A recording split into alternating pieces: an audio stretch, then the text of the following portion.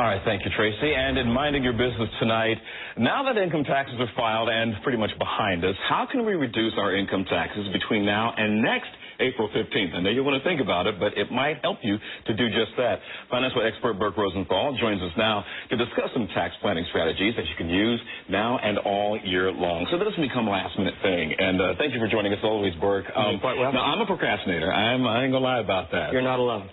Exactly, but it's nice to know that there are some things perhaps we can do now, because with all the ever-changing tax laws, it can get somewhat confusing. What are some of the basic things we can do now to help us out for next year? Well, Kenneth, when we look at all the strategies out there, what you really want to think about is they always come back to and boil down to three basic things. Okay. There's really three basic ways with all these strategies. It falls back to these three things. All right. Reducing your taxable income, increasing your tax deductions, which essentially accomplishes the same thing, and qualifying for various tax credits. So there's a lot of strategies, but they all come back typically and fall into one of those three categories.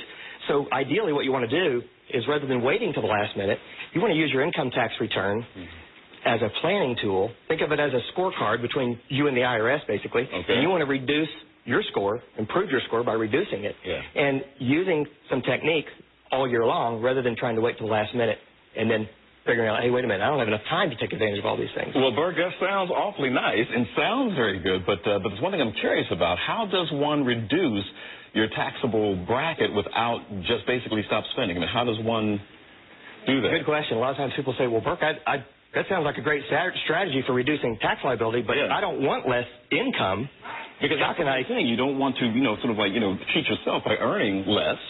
So the key word is taxable income. We want to reduce the taxable income, but not necessarily the income or the earned income. And an easy way to do that, for example, is those that are working can take advantage of a employer-sponsored retirement program, especially those that offer that on a pre-tax basis, where you can contribute pre-tax. Therefore, every dollar you put in that plan is reducing your taxable income, and you're just shifting money from what otherwise would have been taxable now into a retirement account that will be taxable many years later when you use that as retirement income down the road. So that you've got the money, it's just that you're not showing the government everything you have at the moment. You're just simply shifting it. They'll get theirs later.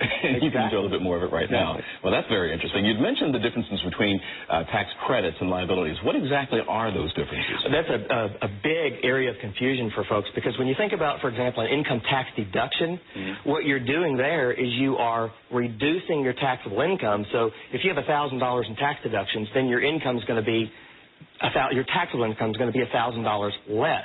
But when you have a tax credit, your tax liability or your tax bill is going to be $1,000 less. So a tax credit is a dollar-for-dollar offset, where a tax deduction reduces your taxable income, which ultimately reduces your tax, but it's not quite as strong as a credit. A credit's almost like a coupon from Uncle Sam at tax time. So a lot of people are under the misnomer of quote-unquote business expense. Oh, I can just write it off.